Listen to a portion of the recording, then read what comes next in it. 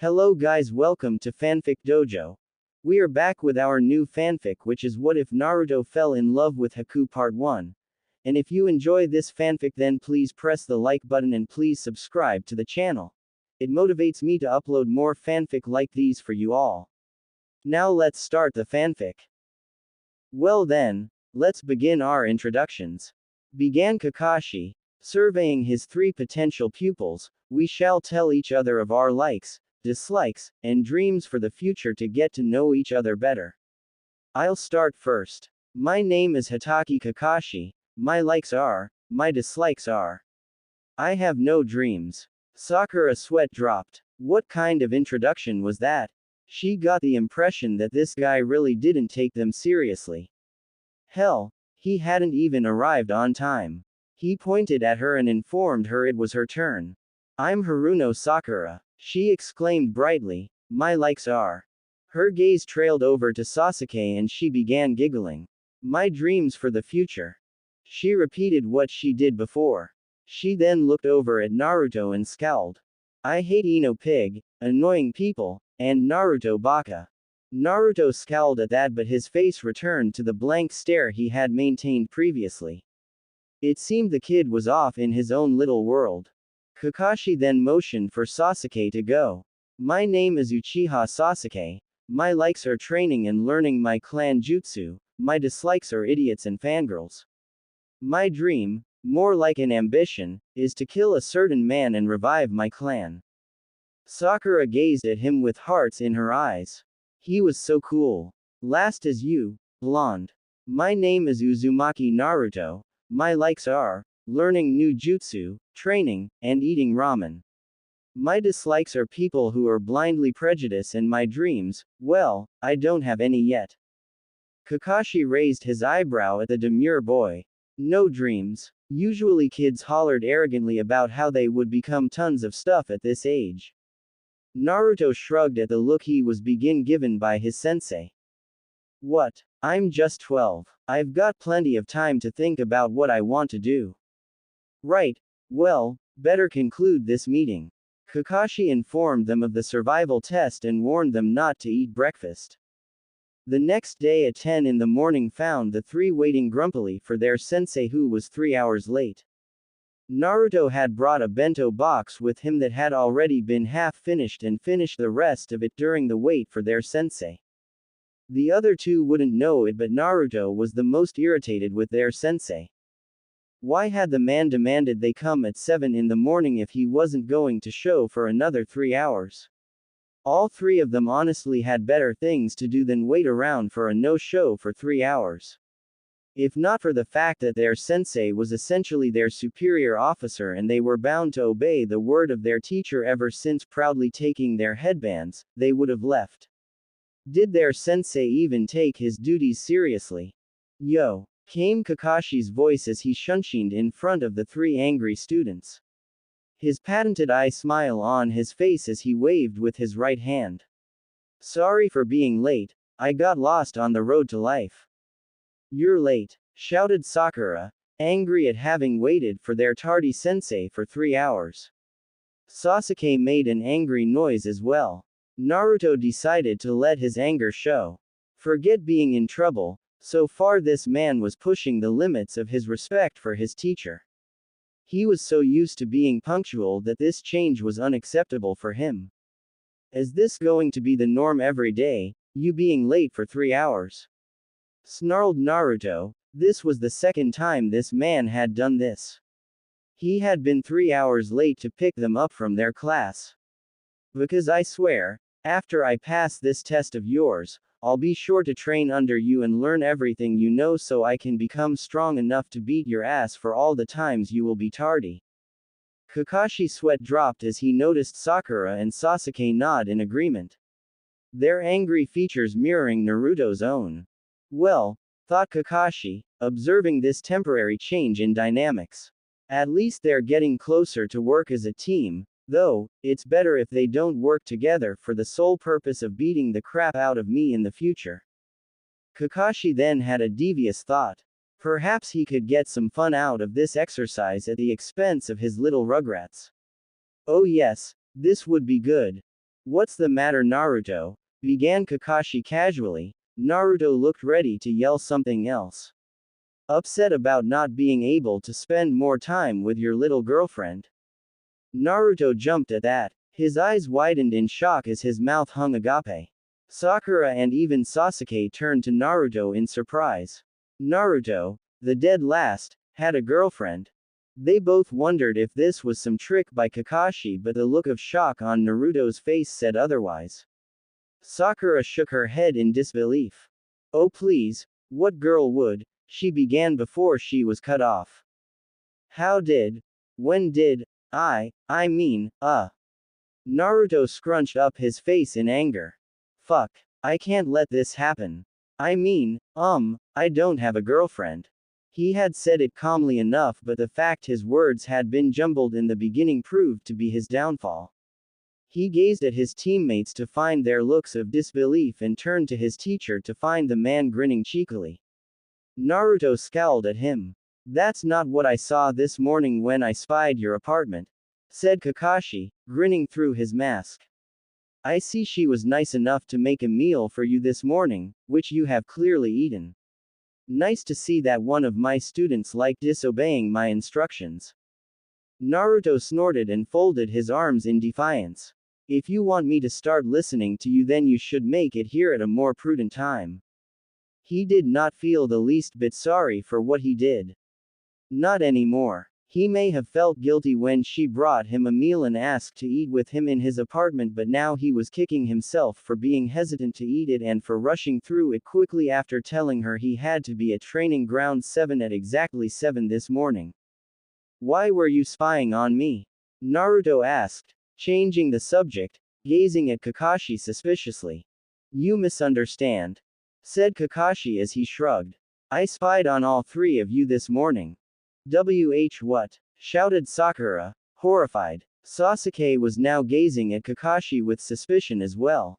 Why, you pervert? Sakura made sure to highlight that point by pointing her finger at Kakashi rudely. Kakashi sighed in exasperation in response. I was making sure all three of you got here on time, clarified Kakashi. Honestly, he didn't want his new students spreading false rumors around because they got the wrong impression of him. Bullshit, said Sasuke simply, deciding to join the banter. Why weren't you here at 7 am then? And don't give us one of those stupid lies of yours. They all looked at him angrily. Kakashi put his face in one of his gloved palms and began rubbing the bridge of his nose in frustration. Sarutobi-sama was right. He really shouldn't be late when training his new students. Dealing with grumpy children in the morning was a nerve-wracking task, and making them even more annoyed by making them wait would make convincing them to obey his instructions all the harder. Hell, his peers looked down at him for his chronic tardiness. No one liked it. If you must know, said Kakashi, seeing that all pairs of eyes were boring at him for a good response. I was hoping you three would make conversation and see fit to get to know each other more. You're a team now, you must all understand the importance of teamwork to do good in the shinobi military force. They all frowned. None of them knew how to respond to that. Sakura began thinking that she could use this as an excuse to try and get Sasuke to open up to her. Sasuke scoffed at that notion and still desired to be a one-man show. Naruto didn't really know what to think of that response. He eventually concluded that Kakashi was just making more excuses up for being late. Kakashi then went on to explain the bell test and that they would begin immediately. Sasuke and Sakura immediately went into hiding. Kakashi took out his porn and seemed to begin reading. Usually people hide during this part of the test and think up strategies to get one of the bells. Naruto shrugged in response. No point in hiding from a Junin, replied Naruto, gazing at Kakashi intently. It seemed his anger at waiting had been mollified after his outburst. Especially not with your tracking abilities. Kakashi actually looked up from his porn and raised an eyebrow at that. Had Naruto done research on him? Perhaps this kid was craftier than at first glance. The orange jumpsuit really made it hard to take this kid seriously. Besides, began Naruto before standing on a stiff position and formally bowing.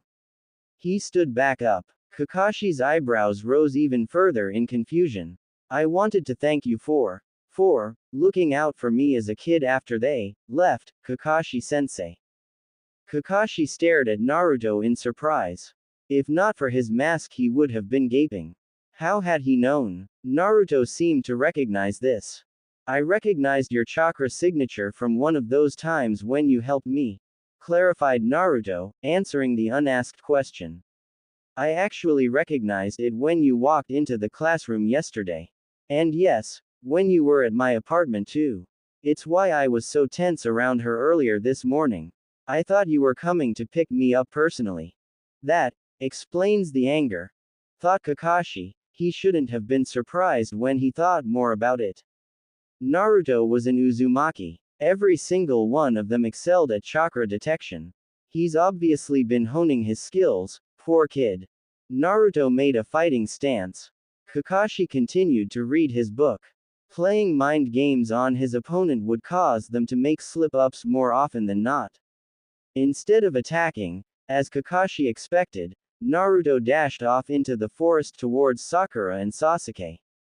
Kakashi subtly looked over that direction and smiled beneath his mask. Perhaps training these brats wouldn't be so bad after all. Naruto convinced Sasuke and Sakura to help get the bells per the agreement that both of them would get one. Sasuke and Sakura were curious as to why Naruto would decide to just give up so easily, but chalked it up for their own reasons. Sasuke, frankly, didn't care. Sakura assumed it was because he lacked dreams like her and Sasuke. Kakashi had been surprised by the immediate teamwork of the three. Sasuke had let loose his log trap, which Kakashi dodged only to face an army of Naruto's shadow clones, and Sakura's kunai barrage. Sasuke soon joined them in attack Kakashi and was able to nab the two bells before tossing one to Sakura. Kakashi smiled after it was over. Congratulations, bellowed Kakashi. Sakura shouted a rather girly victory cry as Sasuke just smirked. Naruto offered a smile. Naruto, you passed the test. This prompted Sasuke to frown, Naruto to chuckle, and Sakura to sputter. What? But, Sakura was confused. She furrowed her brow trying to think of why this was happening. I don't understand. Their sensei smiled widely through his mask. He gestured to Naruto and asked him to explain. The point of the test wasn't the bells, said Naruto, causing both his teammates' frowns to deepen. It was teamwork. We were supposed to work as a team. The bells were just a trick to deceive us. A ninja's greatest art is deception, muttered Sakura, still frowning. But, doesn't that mean that me and Sasuke passed too? Kakashi shook his head. You worked as a team but only to gain something out of your own selfishness, responded Kakashi, in a light tone of disappointment. You didn't understand the true purpose of this test, so technically only Naruto passes. Sasuke scowled as Sakura looked disappointed. But, as Kakashi said this, they both jerked to attention. Seeing how you were so willing to work together so quickly, I'll pass you. They both looked relieved at that. Kakashi then explained to all three of them the importance of teamwork and the headstone marking the death of everyone who gave their lives to the village. Perhaps this team would do well. Regardless, Kakashi decided to have them do D-rank missions to build more teamwork, as obviously a lot more was needed. After they left the field to their own separate homes, a genjutsu unveiled itself and a figure stepped out. Looks like you passed and finally joined the official shinobi ranks, the figure muttered to herself. Her red tresses flowing with the wind as she looked at the spot where Squad 7 had just left from. It had been so long since then. 6 years had flown by. The weight of sadness she buried deep inside of her resurfaced. I wish I could be there for you. Someday I will be. I'll break out of this cage and then I'll be there for you. No matter what. D-rank missions were such a hassle. Team 7 felt more like they were doing chores than real ninja missions. Sasuke was especially annoyed. Unlike the other two, these missions really didn't gain him anything. Sakura and Naruto got extra money to spend or pay their bills with, but Sasuke, he had literally inherited everything from the Uchiha district. It was all his. It wouldn't be exaggerating to state he was one of the wealthiest people in all of Konoha. He didn't need any of the money. Even Sakura and Naruto detested these missions. They honestly were a paltry amount, and C-rank missions would garner them both a higher paycheck. Sakura could then shop for dresses and makeup she could purchase to impress Sasuke, while Naruto could buy better shinobi equipment for himself and perhaps even jutsu scrolls. After nearly a month of non-stop D-rank missions, the entire team of students got fed up with them and agreed to request for a higher mission the very next day. Naruto and Sasuke had both been training since their academy days to show off their skills as shinobi. They were both eager to prove themselves. Team 7 entered the Hokage Tower and looked to see Yumino Iruka and their Hokage shifting through the mission scrolls. "Let's see," began Sarutobi, looking at the various mission scrolls. "We have capturing Tora the cat again, painting a fence at the northern walls, or..." "Hokage-sama," interrupted Sasuke, gaining the attention of the three adults in the room. "Me and my teammates have been discussing it for a bit of time now, and we would like a higher rank mission." Naruto and Sakura nodded their heads in affirmative as Kakashi raised an eyebrow. Why hadn't they brought this up with him? Honestly, it was nice to see they were working together, but they really should have ran this by him first. The Sandaime raised an eyebrow as he looked between the team and their Junin sensei, whose face clearly had mild surprise written on it. It seems the team had come together with this request without notifying their sensei. Before he could respond, Iruka interrupted. "Bakas. These scrolls are given to you by Hokage-sama, and if he thinks you aren't ready for a higher rank mission, then you'll take the missions he does assign with dignity and honor befitting shinobi of your status." "Iruka-sensei, we understand that, but," began Naruto. He thought over what he wanted to say carefully.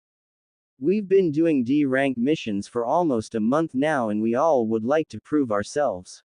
I think we all more than deserve a chance." Sarutobi puffed out his tobacco from his pipe as he surveyed the three. He sighed to himself as he lay back on his chair when he looked at Naruto and Sasuke. Both of them children that he'd continually failed in many ways throughout the years.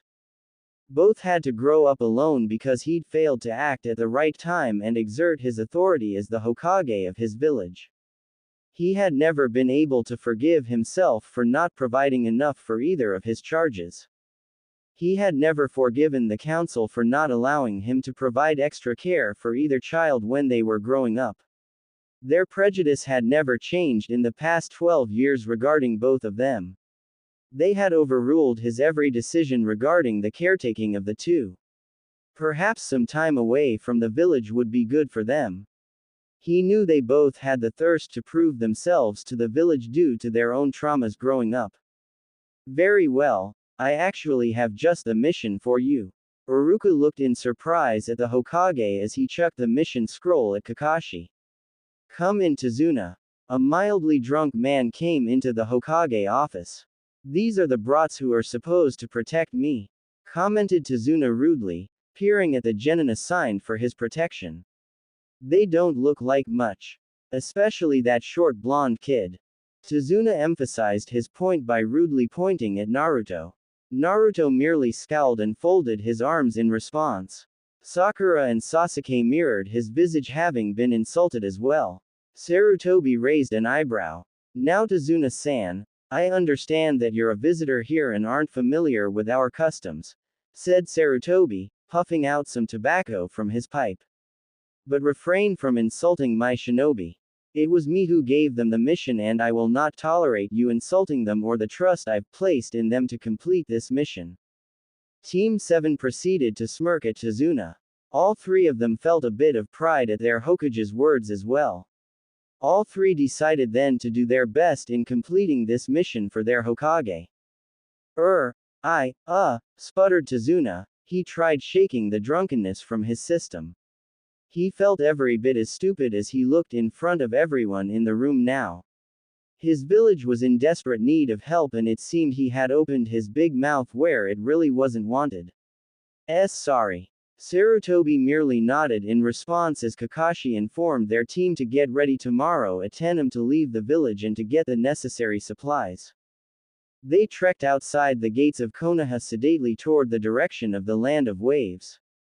Kakashi had his porno in front of him, Sasuke simply walked quietly in his own little world, Naruto decided to enjoy the scenery around them as he never had been outside the village before, and Sakura was thinking over how to impress Sasuke on this mission.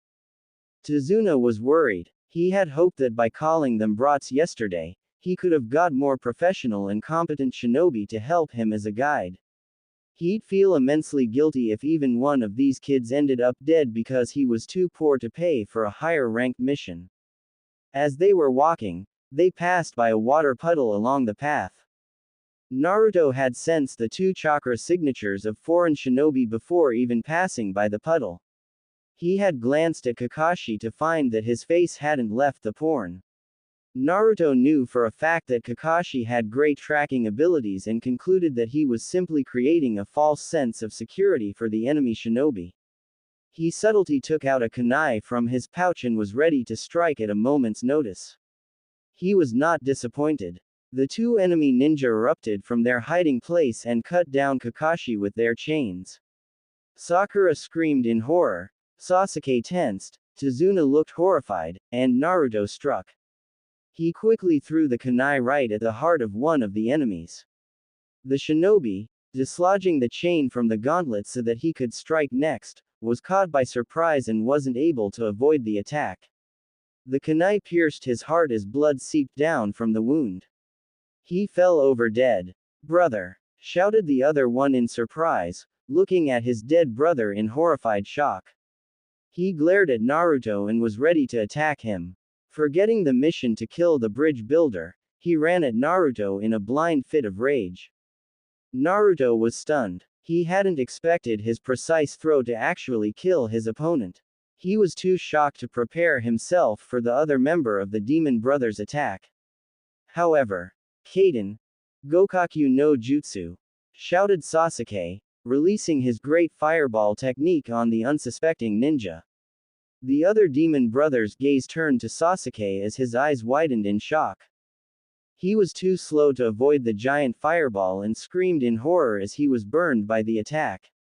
His mangled and burned body hit a tree with heavy force as died from his injuries. Naruto and Sasuke both stared in stunned shock. Kakashi reappeared and observed the damage with a calm air. Sensei, shouted Sakura happily, forgetting the dead bodies for a moment. You're alive. But, how? It was a substitution, Sakura, replied Kakashi, not even turning away from the 2 corpses. He turned back to his team and fixed the other 2 of his charges with a look. Good work on defending yourselves. Considering the circumstances, you both performed amiably. Naruto just looked down at the floor as Sasuke merely gave a frown. Sensei, I didn't expect that kunai to kill him, said Naruto. He couldn't look up. He didn't want to see the dead bodies.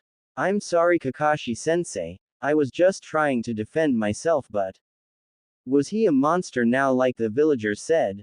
He knew shinobi killed but he hadn't expected to kill so early and on what was just supposed to be a C rank escort mission. Began Sasuke before shaking his head. He felt the same as Naruto. He knew it was an eventuality but to think it had come so early. I was trying to show up Naruto because he was the first ready to defend us. I didn't think my jutsu would kill the guy. Don't apologize, said Kakashi taking out a kunai and drawing blood from his fingers. They were aiming to kill us. You both did the right thing in defending yourselves. He summoned a few of his dogs and asked them to quietly dispose of the bodies. He turned his attention to Tazuna and glared. Tazuna began spilling the beans. You idiot! Barked Kakashi, clearly displeased. Tazuna flinched back reflexively. What you've done is jeopardize my students' safety. If it hadn't been for my students' quick thinking, they could have been killed. If we continue on this path, then we're sure to face even stronger shinobi. More likely than not, they'll be at my skill level and I cannot risk my team getting hurt. We're heading back to the village. Kakashi-sensei, interrupted Naruto. Kakashi turned his attention to his student. I know it'll be even riskier, but me and Sasuke killed those attackers easily enough. I'd like to continue with the mission. We shouldn't just leave this man with nothing when he clearly needs help. Sasuke slowly nodded in agreement. Sakura, seeing this, decided to nod in agreement too. She had reservations about killing and had been disgusted with the dead bodies she had just seen, but she needed to get used to it. It was a kill or be killed world in the life of a shinobi. She had known this, and it had only just sunk in how dangerous this lifestyle would be. Kakashi folded his arms as he looked at all three of them. He shook his head in exasperation. Leave it to Naruto to not want to abandon someone in their time of need. Fine, however, the mission has now turned into an A-rank mission. Therefore, you three are to follow my instructions at all times. To the letter. Is that clear? They nodded their affirmatives. Tazuna looked extremely thankful as he started thanking them all for their kindness. Kakashi grunted and had them all keep pace. They made camp at night with changes in the night watch. The next day, they met with Tazuna's helper who helped guide them across the river to Kirigakura and in the direction of the land of waves. As they got closer to the main land, they found the mist was starting to thicken around them.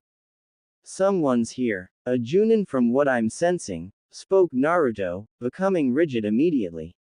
The enemy's watching us. Baka. How would you know? Shouted Sakura snootily, glaring at Naruto. Don't make us on edge for no reason. Sakura. Shut up. Responded Sasuke, surprising Sakura. He looked around as well but was frustrated that he couldn't see anything beyond the mist.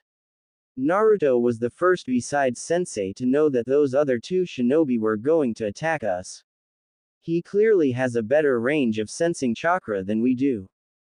Kakashi snapped his book close and put it away. Yes, he knew for a fact that Naruto's sensing ability could be trusted. Advanced chakra sensing was a hereditary trait that all Uzumaki took advantage of. The only thing better would be the Byakugan or advanced variations of the Sharingan, yet even then, only the Byakugan could sense chakra at long distances like the Uzumaki ability. Trust Naruto's senses, Sakura, was all Kakashi said on the matter. Sakura looked in surprised at her sensei's words but made no comment. She chose to scowl at Naruto as if it was his fault. He was about to say more when a sudden whizzing noise was heard. Get down! Shouted both Kakashi and Naruto. They all immediately hit the floor as a large broadsword flew by right where their heads would have been. It impaled on a nearby tree as a mist ninja jumped on top of it. Well, this is a surprise, said Zabuza, surveying the team of genin. I was surprised to see the bridge builder alive, but now I see that the demon brothers stood no chance against copycat ninja Kakashi. The man who copied 1000 jutsu and a pupil of the late Yondaime Hokage. Momochi Zabuza, spoke Naruto, surprising his teammates and Zabuza himself. A-rank missing nin, wanted for the attempted assassination of the Sandaime Mizukage, and one of the 7 swordsmen of the mist. If Zabuza had eyebrows, he would have raised them. He got off of Kubikiribocho and pulled it out of the tree it was embedded in. He stared at Naruto intently. Seems someone has done their homework, said Zabuza, with a nod of approval. How do you know so much about me and my accomplishments, kid? I read the bingo book quite often, it's a hobby of mine, replied Naruto, shrugging. Zabuza looked at him in disbelief. Even if that was true, how could he have memorized so much detail about Zabuza from the thousands, if not millions, recorded in the bingo book? My family, Naruto said that word with a hint of bitterness in his tone. Has been looking to recruit any and all former mist ninja or refugees to their clan. Specifically those with bloodlines, The clan leader has been looking to revive all the bloodlines lost in that abominable purge by the Sandaime Mizukage. Yes, I heard of that, replied Zabuza, looking at Naruto intently. A brat with a bloodline could be trouble. The Uzumaki clan, headed by Uzumaki Kushina. Unfortunately, I'm not interested in joining up and becoming shinobi to another hidden village. My goal's to gain enough funds and military support to reclaim the lost glory of Kirigakura. Uzumaki clan, said Sakura, in surprise. Looking at Naruto before scowling. I thought you were an orphan and lived alone. You never told us you had a clan, Naruto. Naruto, said Zabuza in a surprised tone. The lost heir of the Uzumaki clan. You're him. I heard you were dead. You've never been seen in any formal meetings made by the Uzumaki clan with their dealings with Kirigakura. Word has it that some prodigy child is going to inherit the title of clan leader after Uzumaki Kushina retires. Enough, shouted Kakashi, knowing Naruto didn't want anyone prying into his private life. Are we here to talk or are we here to fight? And so their battle began. It was an amazing fight to behold. Zabuza and Kakashi were equally matched, but unfortunately a miscalculation on Kakashi's part caused him to be trapped inside Zabuza's water prison jutsu. Run, advised Kakashi. Inwardly he was kicking himself for having gone on this mission at all. His water techniques only have a close proximity range. If you run away then he shouldn't be able to reach you. Forget about me. Naruto shook his head. No way, Kakashi-sensei, replied Naruto, we're not leaving you. We're a team and we stick together. We're not going to just abandon you. Besides, Zabuza seems to have an accomplice hiding not far from here in the trees.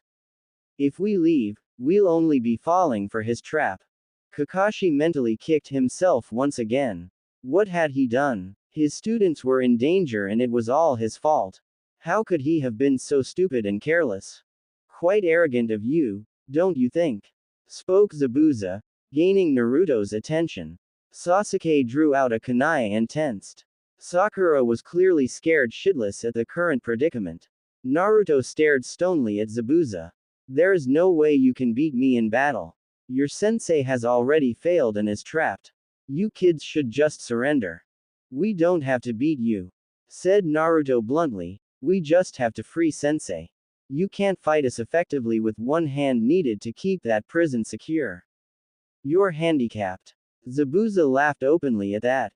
This kid certainly had balls. Listen brat, I don't know what your clan has told you but there is no way you're strong enough to take on a Junin. Laughed Zabuza. Naruto scowled but not for the reasons Zabuza assumed. You three are quite pathetic for shinobi. At your age, I had killed my entire graduating class. That was the test we of the mist had to go through to become full-fledged genin. I bet you kiddies haven't even tasted blood yet. Sasuke snorted. We killed the demon brothers, said Sasuke bluntly, surprising Zabuza. Naruto killed the first one with a kunai and the second one died from the injuries of my jutsu. So yeah, I think we're plenty ready by your standards. A mere accident on both accounts, snorted Zabuza, shaking his head. None of you brats fight with the intent to kill. I did, replied Naruto. Zabuza snorted yet again. False bravado. Sakura was sickly from hearing all the talk about killing and Sasuke looked at Naruto in confusion. I killed a group of villagers at the age of 6 when they tried to attack me. I knew what I did would lead to their deaths and I did it knowing I would become a monster. Sakura looked horrified. Her teammate was a murderer. She needed to be careful around him. Sasuke looked a bit intimidated by what Naruto had just said. Show me what you can do then, kid, said Zabuza, summoning a water clone and ordering it to attack Naruto. He wanted to see just what this brat was capable of. Naruto took out a kunai and charged at the water clone. The water clone struck downward with the replica Kubikiribocho. Naruto shifted to the left and struck fast. He sliced the neck of the clone and destroyed it in one hit. Zabuza looked on in surprise yet again. He had hoped to divulge what bloodline this kid had with that clone, but that attack hadn't used any special abilities. It was pure skill. He whistled in approval. Although the water clone only has 10% of the user's strength and skill, that should have been enough to knock any genin flat on their ass. Zabuza then summoned 3 water clones and had them attack all 3 members of Team 7. Naruto cut down the one running towards him. The other 2 jumped high into the air with their swords poised to kill Sakura and Sasuke. Sasuke quickly formed the seals necessary and unleashed his trademark fireball jutsu at the oncoming clones. It destroyed them instantly. Sasuke smirked. Subconsciously keeping a record, he now tied with Naruto on the number of clones killed. Zabuza decided it was time to end this charade. He summoned a water dragon without seals. Team 7 and Tazuna stared in abject horror as the water dragon came barreling towards them. Naruto quickly snapped into attention. Suryuden no Jutsu, shouted Naruto, as he ran through the seals. He summoned a water dragon from their side of the large pond and sent it colliding with Zabuza's. Zabuza was surprised yet again. He kicked himself for underestimating this Uzumaki so much. The water dispersed. Zabuza looked pissed. He was tired of playing around and he still didn't know what sort of bloodline this kid had. It could be anything from Kiri. He racked his brain thinking of what to do next. Sasuke took out a Fuma Shuriken. He and Naruto nodded at one another, appearing to have a silent conversation between themselves, and then Naruto summoned another water dragon and sent it barreling at Zabuza. Zabuza summoned another water dragon and had it collide with Naruto's. He growled in anger. The first water dragon should have spent up a normal genin's chakra reserves and then some, but it appeared that this kid was definitely not normal. Perhaps his bloodline was endurance related. Zabuza's eyes widened as he noticed a Fuma Shuriken zip past the collision of the 2 dragons and towards him. The water dragon had been a distraction. Zabuza expertly unsheathed Kubikiribocho and slammed it onto the Fuma Shuriken, sending it flying towards his left as it collided with some trees in the forest area. Nice try, but there is no way you're. He was cut off from finishing his sentence as Naruto got fed up and summoned 2 water dragons as Sasuke spewed out a much larger than normal grand fireball and sent it sailing towards Zabuza. Fuck!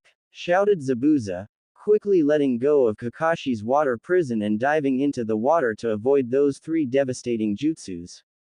Kakashi followed suit. They both reappeared from the water and both instinctively glared at Team 7. Tazuna was gaping openly at how powerful the 2 male members of the genin team were. Sakura looked rather surprised but then cheered as she realized Kakashi-sensei was free.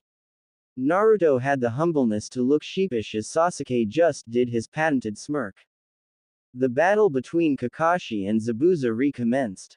By the end of it, Zabuza was hit by a stray Senbon and taken out. The squad tensed as a boy with a Hunter Nin mask jumped out. He thanked them for fighting Zabuza before informing them he would take the body and dispose of it properly. As the Hunter Nin reached for the body, Naruto threw a lightning-fast kunai at the shinobi who blocked the attack easily with Senbon. Naruto Baka, what are you doing? Shouted Sakura, as Kakashi and Sasuke looked at Naruto in confusion. Tazuna just looked afraid of all of them. This Hunter Nin is a fake. Snarled Naruto. Kakashi's eyes widened in realization. Sakura looked ready to yell some more as Sasuke still looked confused. Sasuke turned to gaze at the Hunter Nin. This guy could have killed Zabuza at any moment when he had Sensei trapped. Furthermore, you're supposed to dispose of the body immediately so that there isn't some sort of trap the missing nin sets to activate upon death. It's happened plenty of times to be turned into a basic rule for hunting down missing nin after killing them. The Hunter Nin quickly grabbed Zabuza and threw down a smoke bomb, causing them to look away. Once the haze cleared up, the Hunter Nin and Zabuza were gone. Kakashi covered his Sharingan eye with his headband before turning to his team. There's nothing further we can do at the moment about them, spoke Kakashi, gaining the attention of his squad. We must reach Tazuna's house as soon as possible. Naruto, you're in charge. Take the lead and be sure to use your abilities to avoid any further enemy shinobi if possible. With that, Kakashi collapsed from chakra exhaustion. After reaching Tazuna's house and being introduced to his family, Squad 7 agreed to wait it out until Kakashi would wake up from his exhaustion. Naruto kept guard of the house by sending a massive amount of shadow clones around the forest area and nearby the house. They were instructed to be on guard at all times. Sasuke, initially jealous of Naruto being made leader, couldn't help but respect his comrade's plan in keeping the house safe and grudgingly agreed with Kakashi's assessment in making Naruto in charge. His chakra sensing ability was dead useful in a situation like this, and Sasuke himself had yet to unlock the power of his Sharingan. Sakura kept away from Naruto whenever she could. She felt hesitant to listen to his instructions regarding what to do but grudgingly followed along since she didn't see any alternatives. Tazuna was just thankful his home hadn't been attacked. He had been worried about his family since setting out to gain foreign shinobi aid. He was grateful that Naruto provided an army of clones to both keep guard and help with the bridge building whenever he went out to work on the bridge with his colleges. "Tell me something," said Naruto, one day during dinner with Tazuna's family. "Why didn't you just hire Kiri-nin for help in building the bridge? Surely that would have been easier." Tazuna sighed. Tsunami shook her head in despair. "Kirigakura is currently in a civil war," explained Tazuna. "There aren't any missions being dispensed to any part of the country. Gato has been paying the resistance side to keep out of his monopoly in this region. The Mizukage's side never really cared for the problems on various settlements outside of the mainland, and the Land of Waves was no exception." "That's terrible," said Sakura. "A cage that didn't care for their countrymen. Why would the Mizukage not care for his own countrymen?" Sasuke and Naruto both frowned and gazed questioningly at Tazuna. He simply shrugged. "Our Mizukage is, quite frankly, insane," said Tazuna bluntly. "If not for the civil war, he'd continuing his bloodline purge and committing genocide on our people. He's been doing it for more than 20 years now, and the civil war in Kiri has been going on for almost a year now."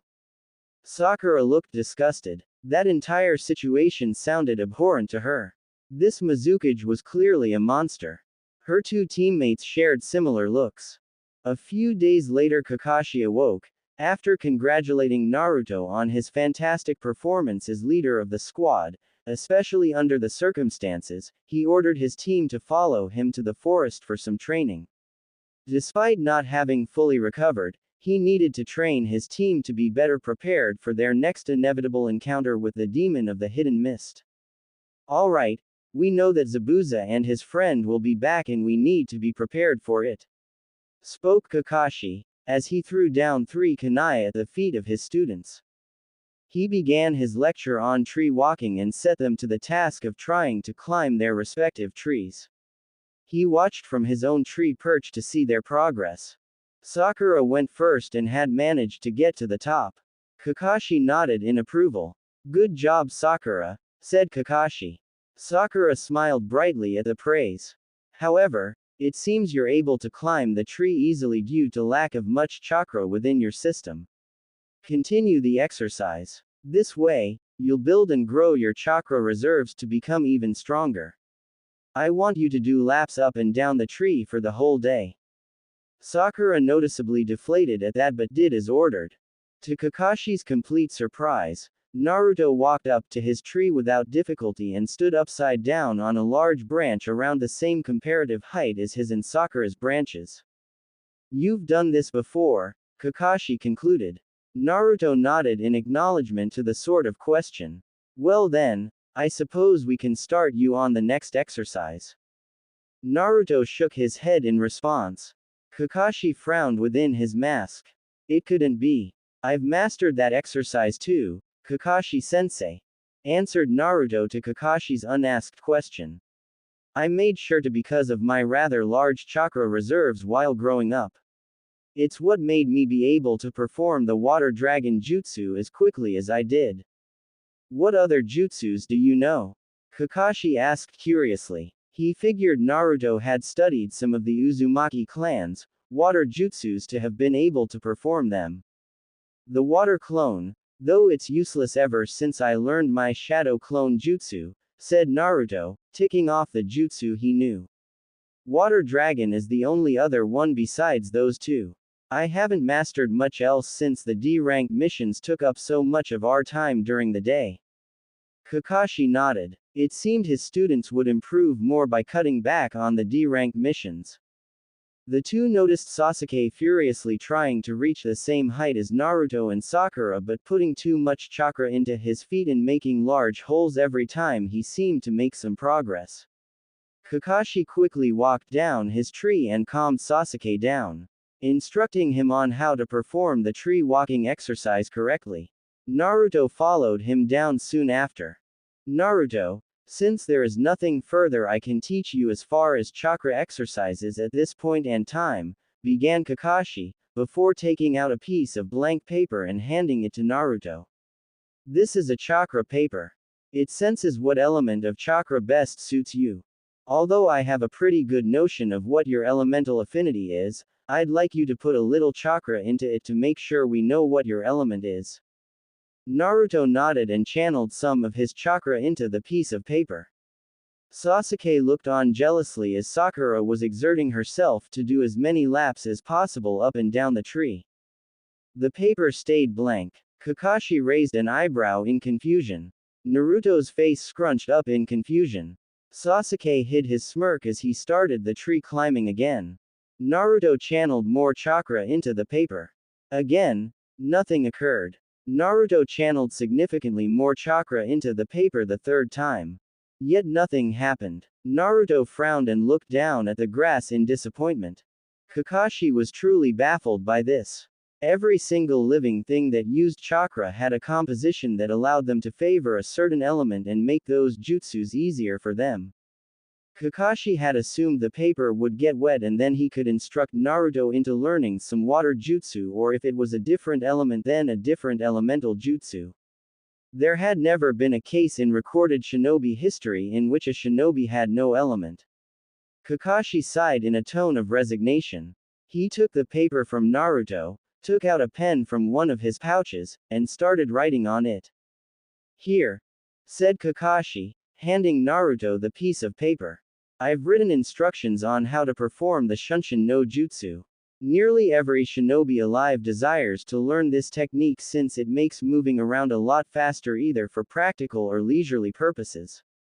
It's a relatively easy C-rank jutsu to learn. Study the theory and instructions of written down and you should be able to perform it within the month. Naruto smiled and nodded in appreciation. Kakashi lightly ruffled his hair before using his crutches to walk back to Tazuna's house for a good meal. He hadn't eaten in nearly a week after all. Naruto sat down by the tree he had been assigned to and started reading the theory and correct seals needed to perform the jutsu. He hoped to be proficient enough one day so that he could perform the body flicker without the need of hand seals. As he was reading it, Sasuke had overexerted the amount of chakra necessary to climb the tree yet again and fell down rather ungracefully, causing Naruto to turn his attention to him. Sasuke slumped on a tree, wisely deciding to take a break despite the hurt pride he now endured. Sakura, seeing her crush take a break, decided to do so as well. She was very tired from the chakra strain of running up and down the tree. She couldn't fault her sensei for telling her to build her reserves considering the danger they had faced with Zabuza, but grumbled inside her mind all the same.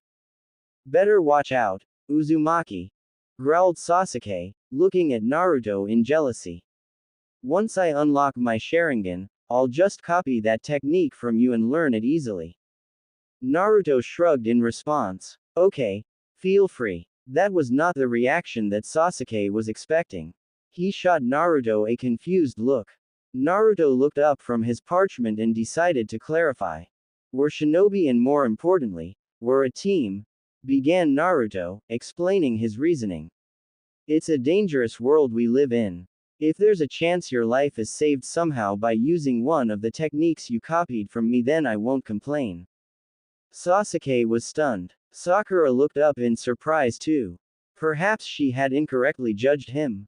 Naruto didn't seem like the murdering type, yet he had admitted to killing civilians when he was 6. What was that talk about the Uzumaki clan that the Mist Nin mentioned? Asked Sasuke. He had to admit that he was curious. Why did Naruto live alone if he had a clan? Come to think of it, the Uzumakis had been pretty prominent in Konoha around the time that the Uchihas were still around. Sasuke hadn't paid attention to anything outside of his own pain of loss at the tender age of 6 during that time. I thought you were an orphan. Naruto frowned. He sighed before looking at Sasuke. Should he tell them? They would find out eventually. It would be better if he told them now rather than finding out about his past from another source or worse, going behind his back to find out. I'm not an orphan. My clan. Naruto spat that word out like it had a bad taste in his mouth. Sasuke scowled at this behavior. Ever since he lost his clan, he felt people should always cherish their family. You never know what you have until it's gone. Abandoned me when I was 6. They wanted nothing to do with me, so they kicked me out and made me live on my own. They left the village and moved closer to the daimyo's lands so that they could be further away from me. What? Interjected Sakura, looking horrified at that very prospect. What the hell kind of family was that? How could they do such a thing? Why didn't your parents stop them? My father died during the Kyuubi attack on the village, explained Naruto, before his face was turned a tinge of red with anger. His palms clenched tightly. My mother is the clan head, Uzumaki Kushina. She's the one who made the decision to leave me by myself. His teammates' eyes widened at the revelation. What the fuck?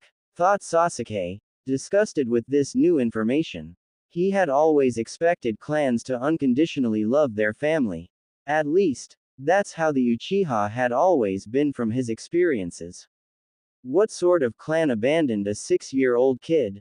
Oh sure, his clan had technically abandoned him, but only because they were all murdered. They hadn't all up and left him. Why did they do such a thing? Asked Sakura. She was horrified by what she had just learned. How could your mother, of all people, do that to you? Naruto looked down. He didn't want to look at their faces of pity. I wasn't born with a bloodline. Uzumakis always show signs of their bloodlines at the age of 6 or younger, but I never did. Said Naruto. He despised reliving this terrible memories, but it was good to talk about them. His comrades would have found out eventually anyway. Better to learn it from him. Uzumakis all have different bloodlines. The clan came about from bloodline clans that migrated from Karigakura during the latter half of the bloodline purge. Not many other villages were willing to house the economic burden of hundreds of thousands of refugees from all across Karigakura. This will be a bit long, so please bear with me. Uzumaki Kushina, with the approval of the Sandaime-sama and the council, started a refugee system that eventually allowed them to come here and become Konoha citizens. They eventually decided to become one unified clan since their numbers were too few to really be influential in Konoha politics as separate clans, and elected Kushina, their savior, as their clan head. It didn't hurt that during that time her husband, the Yondaime Hokage, approved these measures. None of the council, civilian or shinobi, had any problems with another clan mixed with several different bloodlines join the village. The Uzumaki clan itself has become intermixed in bloodlines due to the clan intermarriages between different bloodlines. Though, these were all out of free will. Very few marry outside the clan. This bloodline mix-up means that parents wouldn't know what bloodline their offspring may get. A person can only be born with one bloodline naturally, therefore the mix-up of bloodlines may cause some bloodlines to be more dominant than others, or cause a new or maybe even different bloodline to be passed on. The two most common bloodlines noticed in the clan are the steel skin and dead bone pulse bloodlines. Wait, I think I've heard of that, began Sakura, thinking back to her childhood. Sasuke nodded in agreement. He remembered them too. They were a big thing back when I was really young. Didn't they leave Konoha? Naruto shook his head. That's not entirely correct, said Naruto. He cleared his throat ready to launch into another explanation. They left Konoha to join the Fire Daimyo's estate as part of his elite guard. They have their own, rather large, estate as part of the daimyo's estate and conduct many of the guarding and espionage missions he sends out. It's mostly to protect and acquire priceless antiques or merchandise respectively. They get a cut of the profits for all successful missions. You're hiding something, stated Sasuke, giving Naruto a skeptical look. There is no way a clan leaves an entire village just because one member has shamed them. Naruto looked down on the ground at that. Your father, began Sakura, hesitating slightly. She gave Naruto a once-over before gasping in surprise. Was Yondaime-sama? If you're Kushina's child then. Sasuke's eyes widened in realization. Uzumaki Karen, the youngest female to ever become a Junin, is your twin sister? Questioned Sasuke, before realizing that Naruto looked exactly like the Yondaime as Karen seemed to have gained a mix of her parents' features and hairstyles. She became renowned as one of the strongest Junin in the village because of a rare bloodline she was born with. Sasuke frowned. He remembered researching strong ninja a few years back, but he couldn't recall that girl's bloodline. He shook his head before fixating Naruto with a gaze. So tell us, what's your secret? Naruto sighed in depression. He hated being put on the spot like this. Both his teammates eagerly awaited the information. He knew, because they were his teammates, that it was best to tell them sooner than later. 12 years ago during the Kyuubi's attack on Konoha, the Yondaime, my father, couldn't kill it. That was a lie that the Sandaime informed the new generation, began Naruto. Sakura gave him a look that clearly said he was lying while Sasuke contemplated his words. He did the next best thing. He sacrificed his life to seal it, inside me. After my clan abandoned me and left me unprotected, villagers would come out at night to beat me. This one night, it got really bad. They aimed to kill instead of just hurt me, and I remember desperately wanting to stay alive. I cried, screamed, and begged, but no one came to help. The last thing I recalled was the desire to hurt the people who were torturing me. I won't lie, I wanted them dead. I woke up a few minutes later to find all my attackers were dead with no trace of damage on them. The Anbu and Sandaime-sama came after that. I don't remember the rest. I fell asleep after they arrived thinking I was safe.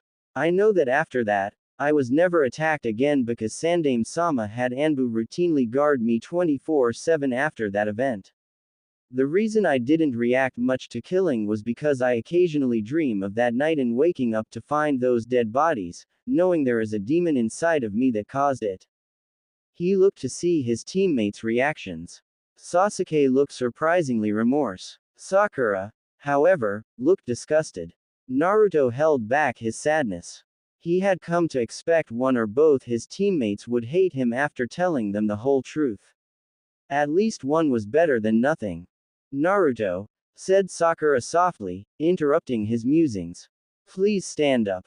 Naruto frowned but hesitantly did so. Sakura got up at the same time and walked over to him. He half expected a slap or perhaps a biting remark. Maybe even blaming him for some such thing because of the Kyuubi.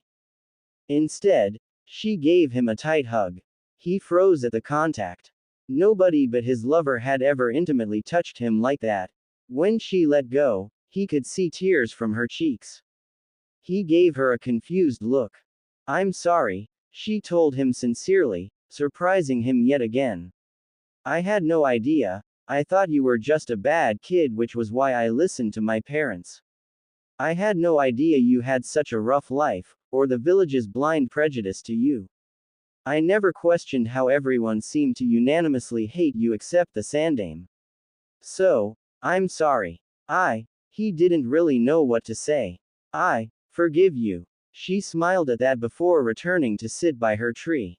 Sasuke looked pensive before he seemed to make a decision. Naruto sat back down by his tree. It must not have been easy to tell us that, began Sasuke, choosing his words carefully. He had demanded Naruto spill the beans, so it was only fair. A stray thought bothered Sasuke. What if the Kyuubi contract had been the reason that Kyuubi attacked Konoha? Even if it was only a small reason, then Sasuke's clan was, in some way, responsible for Naruto's miserable childhood. The thought disturbed him. So I'll tell you my secret as well. My older brother killed my entire clan. He used our clan dojutsu to torture me into seeing their deaths repeatedly. I've had nightmares for years about my clan's death for 6 years now. Ever since then, I've been obsessed with getting revenge on him. His teammates listened in rapt attention as he went over the Uchiha massacre perpetuated by his older brother. They listened in horrified fascination and gave the condolences once he had finished.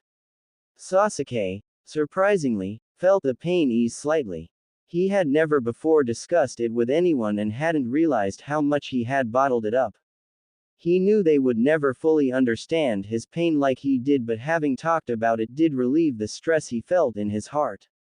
He had even told him of his fixation to be stronger. I don't have pasts as bad as both of yours, began Sakura, after Sasuke finished. But I think I understand why being a shinobi is so important to both of you now.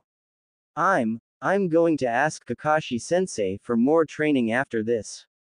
I know now that you guys will push hard in being shinobi, so I'll try my best too. They didn't realize it then, but Squad 7 had stopped becoming just teammates at that point. They would only realize it later. All three had just become friends. The following weeks after that conversation, the team grew closer. Kakashi was delighted to see his team become closer and told both Naruto and Sasuke that he was proud they had chosen to share their past so early with the team.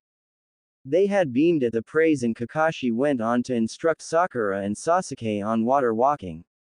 After they had mastered that, he had given them chakra papers to see what their elements were. All three were genuinely surprised to see that Sasuke's paper crumpled and burned somewhat. Kakashi took note of that, realizing that Sasuke had the affinity of 2 elements. Sakura's crumbled a little, indicating that her element was earth. After the team felt they mastered the jutsus given to them well enough during their training, they ate a hearty meal of Tsunami's best cooking. She wanted to congratulate the team for periodically training so hard and for protecting her father.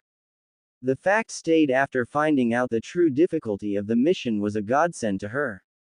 Afterwards, Naruto left to go train in the forest at night, explaining that he wanted to learn to do the Shunshin no Jutsu without hand seals and that he would practice all night. Kakashi gave him leave but told him to be back by morning and not to overdo it. Naruto used Taju Kage Bunshin once he arrived at a secluded forest area and set to work on training to master the Shunshin at a Junin level. It wasn't as easy as it looked, but he would try. If only you were stronger, spoke the young Naruto, facing the older version with a condescending glare. Then you wouldn't have been abandoned. You were useless. All they expect from you is failure. Naruto simply stared. He had this dream for years now. The voice would mock him, insult him, and continue to degrade him unimpeded. No matter how much he had yelled, shouted, and pleaded throughout the 6 years he had this dream, when his clan abandoned him, it never yielded. Naruto identified the voice as Kyuubi manipulating his emotions to hurt him. How or why the Kyuubi would do this, he didn't know. He assumed that it was just something the demon took pleasure in. You're the demon, said the miniature Naruto snidely as it sensed the boy's thoughts. Naruto stared blankly in response. Hopefully this nightmare would just end and he would be done with it. If only you had power like mine, you could make them pay. You could even have the world at your grasp. But you're stupid. You're so fucking stupid. You do not know how to wield your own power. Look at Nichan, she became a famous Junin because of skill in her bloodline. She enhanced the reputation of the clan. She's seen as the pinnacle of their successes. She's a prodigy. What do you have? What have you accomplished by comparison? Nothing. Why is that? Because you are a nothing. A memory came and jolted Naruto from his reverie of self-pity.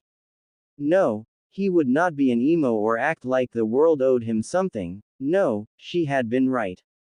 He would fight this. You studied so diligently after they abandoned you. Studied jutsu scrolls they accidentally left behind. Studied up on bloodlines to desperately see if you had signs of one so you could beg to come back. Studied in school hard only for teachers to unfairly grade you. Kept to yourself because you didn't want to give anyone any more reasons to hate you, and did your best to train hard. What did any of that amount to for you in the end? You failed to get them to return. Why would that be? Because you are an absolute failure. You would be better off dead. No, said Naruto firmly, glaring at his arrogant mini version. I am not nothing. I'll do fine on my own. I've come this far. I may not be a Junin or a clan genius like Nichan, but I'm not jealous over it. I'll face life with my own strength. I can do it. She believes in me and now I have a sensei and friends who believe in me. I'm doing better now than I ever was, so you can go fuck yourself. The mini version grinned darkly in satisfaction. Prove it then, replied little Naruto before swiftly coming over to him and socking him in the face. Naruto reeled as he actually felt that blow. He gazed at the younger version in pure shock. How was that even possible? The fight ensued. Naruto awoke in a fright. He instinctively used chakra sensing and clamped his hand down on the intruder right next to him. The intruder tried to let go but he held on too tightly. His eyes roamed to face his foe. He could sense the bloodline of an Uzumaki within this one. Why are you here? Snapped Naruto, glaring at the boy in surprise. He nearly mistook the boy for a girl. Did the Uzumaki clan send you here to kill me? The boy looked startled and managed to pull free. Uzumaki clan? Asked the boy, startled by his question. I'm sorry, but I have no idea what you're referring to. Naruto squinted at the boy before his posture relaxed. The boy seemed to relax too in spite of himself. Sorry, mumbled Naruto, as he got up and started to stretch his body. The other boy got up as well and looked at him quizzically. It's just, my chakra senses identify your chakra as the same as that of my clan. It exists in Konohagakure no Sato. The clan takes in those with bloodlines from Kirigakure as refugees. My chakra sense picked up that you had a bloodline because of your unique chakra flow. All people with bloodlines have some sort of enhanced chakra flow from where their body uses the bloodline. The boy looked at him stunned. As the haze of sleep from Naruto's mind slowly eroded, he realized he had sensed this specific chakra signature before. That's quite an amazing ability that you have, spoke the boy cautiously. Naruto grinned in response at the praise. Neither could betray themselves in this farce. They didn't know how strong the other truly was. My name is Haku. I've come out here to pick herbs for an injured friend of mine. That's thoughtful of you, said Naruto, nodding, picking up on the possibility that it was Zabuza that this boy was helping. Perhaps I can be of assistance. Haku smiled in relief upon thinking that Naruto was ignorant of whom he was. That won't be necessary. I'm almost finished. Thank you for the offer though. Haku left to find the last remaining herbs needed. See you later, Hunter-san, muttered Naruto, so quietly that Haku barely heard it. Haku froze before turning around. Naruto hadn't attacked. He just stood there with a sad smile on his face. It's a shame that we're enemies. Perhaps had circumstances been different, we could have been allies or even friends. Haku frowned at the unsettling feeling he gained at the pit of his stomach before quickly leaving. Kakashi had stationed the entire team to watch over the bridge in the days that followed after Naruto reported the incident. Naruto had clones watching the outskirts of the forest in case of any attacks on Tezuna's home. Kakashi had recovered to full health in those weeks.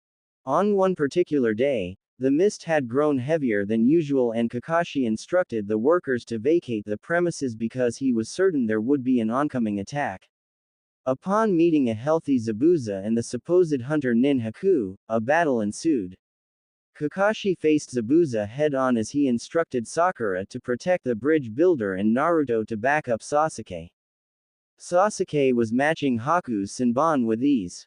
Naruto was about to interfere when Haku used water icicles to hit Sasuke dead-on, but Sasuke told him to stay back, citing he could handle it. Naruto was amazed by the enemy's use of half-seals. For years, he had assumed that getting the seals and the right chakra levels down would mean mastering the jutsu, but this discovery opened whole new avenues of which to use jutsu. He could take a page from Haku and Zabuza. He was annoyed, however, as he watched Sasuke still refuse his help.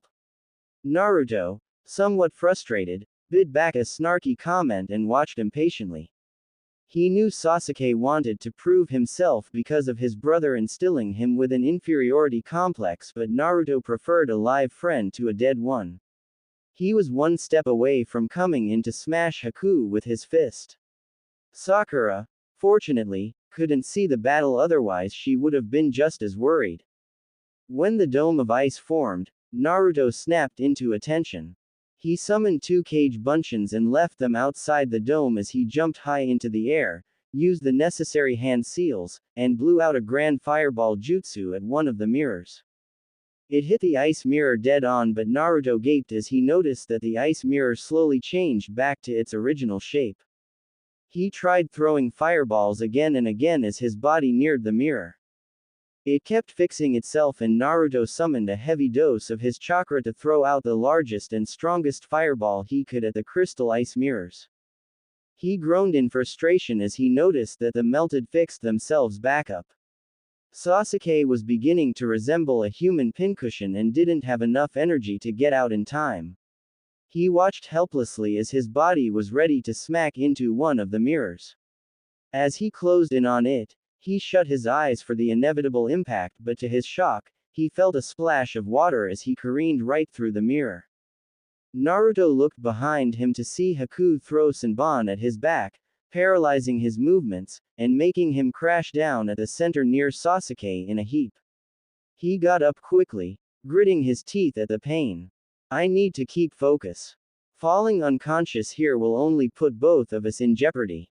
He got up quickly and activated Shunshin no Jutsu to avoid any further oncoming projectiles.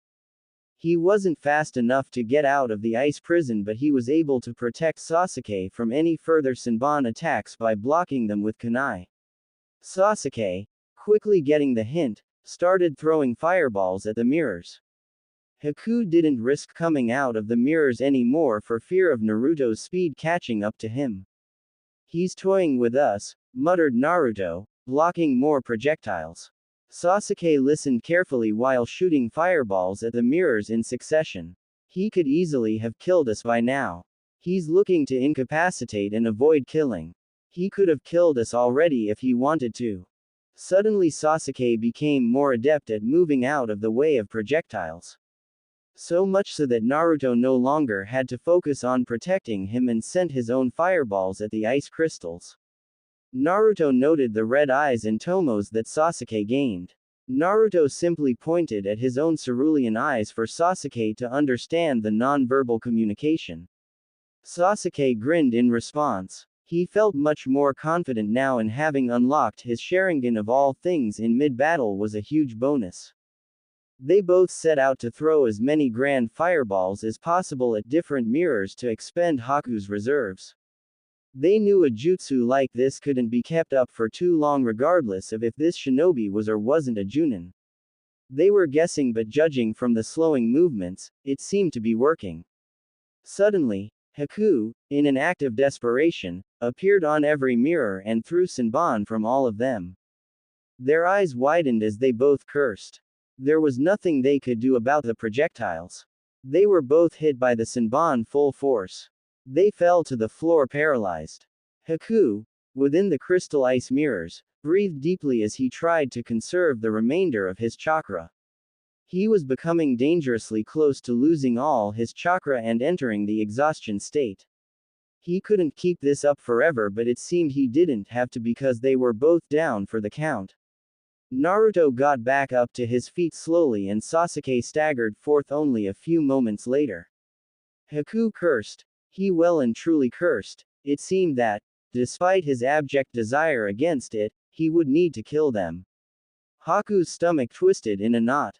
He didn't want to kill these shinobi. They were barely younger than him, fresh out of the academy from the reports Zabuza had researched on Kakashi, and to Haku they were just children, very gifted children, but children nonetheless. Haku took no pleasure in killing random mercenaries. Most weren't savages who plundered, they were hardworking fathers or brothers who had no other means to feed their families, or to feed themselves. Haku killed these kinds of men for a living as his master instructed for need of money. He took no pleasure in it and tried to make them as clean as possible. He didn't like his victims to suffer. This was a hypocrisy that Haku had come to acknowledge. If you believed most people to be good, then those that Haku killed would more than likely be good people. If you acknowledged them as bad, then Haku himself was really no better. And now, Haku was in a situation he had never wished, prayed to Kami even, that he would never be in. He would have to kill children. He didn't care if they had signed up for this by becoming shinobi, to him they were still children. Haku made a silent prayer to whatever heaven above to have mercy on his soul for what he was about to do. He took aim, but was stopped suddenly by a vicious roar. Haku looked up aghast as he noticed a water dragon having been summoned and quickly coming into attack, and thereby melt the mirrors. Haku cursed himself, infuriated by his own ineptitude. His prayer for mercy had given his opponents all the time needed to summon a water dragon to kill him. Haku, in desperation due to his still waning chakra reserves, jumped out into the air, right in front of the behemoth of a jutsu and slammed his right hand onto its nose. Haku used his Hyouten bloodline to start freezing the water dragon's face. He didn't get much further from the head as his body gave out to chakra exhaustion as the dragon's head, the mirrors, and the water behind the dragon came crashing down all at once. Haku blacked out, acknowledging his own doom and his own foolishness for giving some mercy to an enemy. It had cost him his life. The water dragon's fall had created a sonic boom at the impact point, and the water from the rest of the water dragon's body flooded the bridge. Kakashi and Zabuza were forced to stop their fight as torrents of water flowed towards them at impressive speeds while the excess seeped away at the bridge's sides. Sakura gasped in shock at the oncoming raging waves before snapping into attention. She sped through the necessary hand seals with ease. Doden. Doroku Geishi. She slammed her palms on the ground as a miniature wall sprang forth from the bridge and protected her from the front of the brutal waves. It crashed onto her wall, but fortunately the wall didn't give away from the constant impact. Sakura and Tazuna both stood the other side, keeping the bodies pinned as the water rapidly moved past them. Immediately, her concern for her friends overcame her. Oh Kami, she thought frantically, don't let them have been killed by this. What the hell caused all this water anyway? Was it that Hunter Nin? The wind that kicked up due to the immense crash near the ice mirrors had caused the mist to die away. Kakashi and Zabuza turned to the epicenter of the noise to see a bound Haku on the ground with a kunai poised at his throat from a rather pissed-off-looking Naruto. Half of the frozen dragon's head was behind the three. Sasuke, with his Sharingan eyes still activated, turned to face Zabuza. Give up or we kill him. Kakashi and Zabuza both gaped for their own reasons. Zabuza because he couldn't believe two fresh out of the academy brats had bested Haku, whom by all rights could be considered a low Junin shinobi, and Kakashi because he was surprised that Naruto and Sasuke had come up with such a cutthroat albeit smart plan. Zabuza put his cleaver back in his holder behind him and stared at Kakashi. It seems you've trained your brats well in the art of being a shinobi, snorted Zabuza, annoyed by his own misjudgment regarding Kakashi's team and not at Haku's loss. It seems the last Uchiha of Konoha has finally unlocked his Sharingan. Small wonder that Haku lost. Looks like your brats won this for you. Kakashi just stared. Of all the ways he foresaw this battle ending, this certainly wasn't it. Naruto and Sasuke had literally won the battle for him. Was there anything that these two couldn't do? Pitiful, snorted Gato, catching the attention of the occupants of the bridge. Demon of the Mist, you've been bested by children. They all noticed the large band of mercenaries behind Gato. He grinned in triumph. Kakashi and Zabuza exchanged a look. They silently came to the agreement of no longer being enemies. Gato's intentions were so clear that he didn't have to say anything. Naruto got off Haku and restored some of his chakra before shaking him awake. Sasuke cut his ropes. Haku looked up in confusion to see Gato and his men before his eyes hardened in understanding. I was planning to kill you once you had dealt with the bridge builder and his hired shinobi, snarled Gato, scowling at them.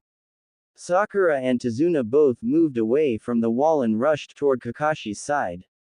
She was silently relieved to see that Naruto and Sasuke were both alright. But you couldn't even do that right, twice. It seems I'll just have to kill all of you. I'll handle this, said Naruto, loudly enough for everyone to hear. Gato and his mercenaries chuckled in response. His two clones left outside the crystal mirrors that had summoned the water dragon both rapidly started the hand seals once more. Suryuden no Jutsu. Water erupted from Gato's side of the bridge. From both sides of the bridge came two large water dragons that merged into a single large water dragon. It roared with fury as Gato's mercenaries started fleeing in shock and horror. Gato himself was stunned in place by the behemoth in front of him. The water dragon smashed into the fleeing mercenaries and Gato, killing them instantly from the impact, and causing their bodies to fall to the sides of the bridge or far away into the forest area behind them. After the jutsu was finished, there was no longer anyone left standing. Zabuza whistled acknowledging the impressive display. Sasuke smirked satisfied that they had completed an A-rank mission so successfully, and the rest just stared in surprise at Naruto's jutsu. Naruto couldn't help but grin at the amazed looks he was getting. Haku, come here for a moment, spoke Zabuza after seeing Gato taken care of. Haku gingerly made his way to Zabuza. The Great Lucky Seven Bridge? Asked Sarutobi, putting down the mission report and looking toward Kakashi, Sasuke, and Haku. That's quite a mouthful.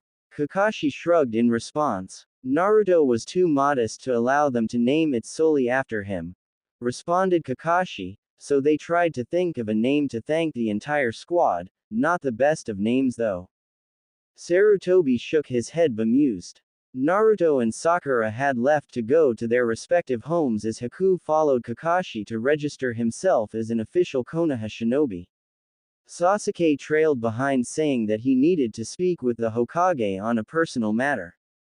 Sasuke, what brought you here? Asked the Hokage, looking at the last Uchiha curiously. Hokage-sama, began Sasuke respectfully, I'd like to register and adopt Uzumaki Naruto and Haku into the Uchiha clan. The occupants of the room gaped at that statement. It seemed events in Konoha were going to get more interesting. Hey Naruto, said Sasuke, entering Naruto's dilapidated apartment. Naruto looked over from the fridge to see who it was. Pack your stuff. You're moving from this crap shack. Naruto's eyes bugged out at that proclamation. What was going on here? What? Why? Asked Naruto in confusion, turning to give Sasuke his full attention. I don't have anywhere else to go and I didn't receive any notice. You're moving in with me and Haku into the Uchiha district, said Sasuke getting to the point of the matter.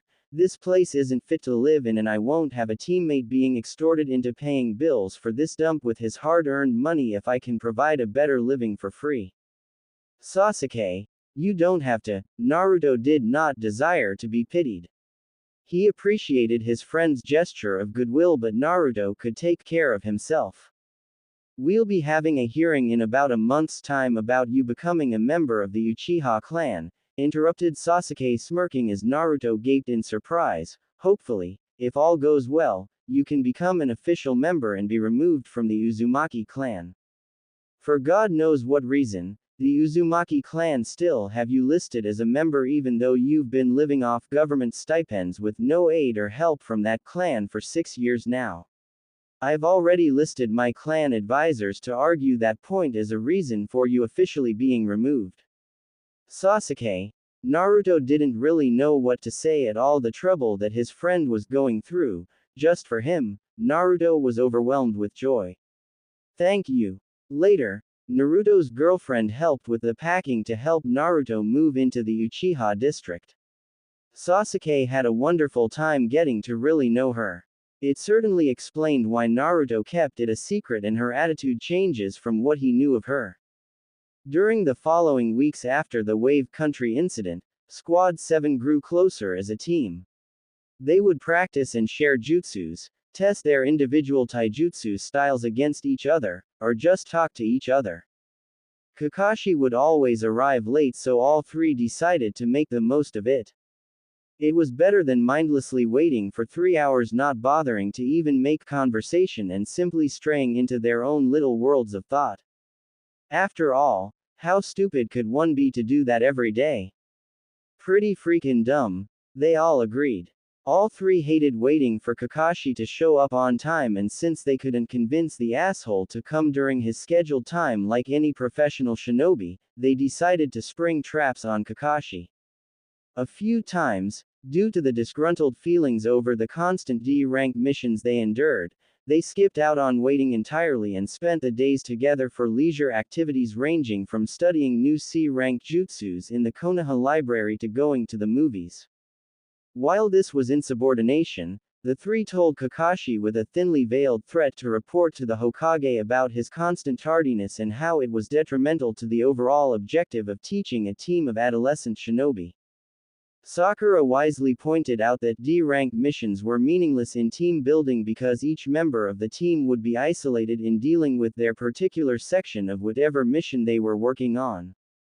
The Tora the Cat mission, while being a notable exception, usually caused much infighting within teams since the first time the mission was ever handed out in Konoha military history.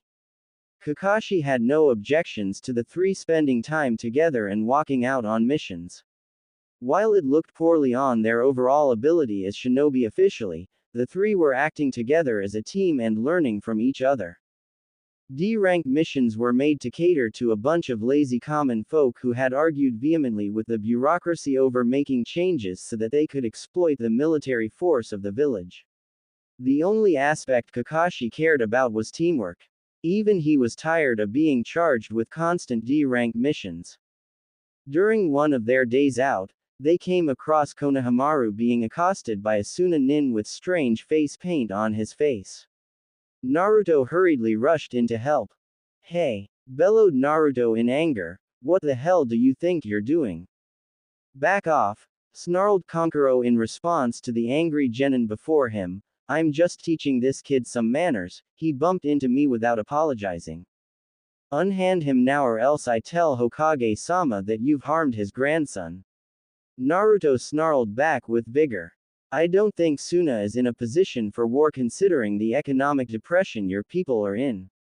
The Sand Kunoichi besides the Sand Shinobi frowned at his words. Kankuro abruptly dropped Konohamaru upon Naruto's words of just who he had nearly harmed. The duo quickly apologized and left. Naruto felt a third chakra signature, one very powerful one, following them closely. He frowned upon realizing that a demon host was their teammate. A demon container would be entering the Chunin exams. He turned to Konohamaru to see how the boy was. "Wow, Naruto," spoke Sakura impressed, "you handled that without things getting violent." Konohamaru scowled at Naruto and turned away. "You didn't have to use my grandpa's name to get them to stop, Naruto ni." Naruto sighed in response to that statement. He knew Konohamaru hated becoming a shadow of his grandfather, but Naruto had seen no other way to make it end peaceably. "Hey, give him a break, he saved you," said Sasuke to Konohamaru pointedly, "and he only did that because he wanted to make sure you weren't harmed." "You weren't. You should be thanking him." "It's fine, Sasuke." spoke Naruto. Naruto gave his full attention to his first ever fan. I'm sorry I haven't been around much, Konohamaru. I've just been busy because I'm on a genin squad now. If you'd like, you can spend time with us right now. I've learned some defensive earth jutsus I can teach you. Konohamaru brightened at that prospect. The group of 6, joined by Konohamaru's friends, went on to practice various jutsu exercises for recreational purposes in Squad 7's training ground. Later that evening, "Whoa, Haku, are you alright?" asked Naruto in concern upon seeing Haku arrive to the training ground in an exhausted state. "What happened to you? You look beat." Sakura had just agreed to take the 3 to their homes while Naruto and Sasuke continued to spar.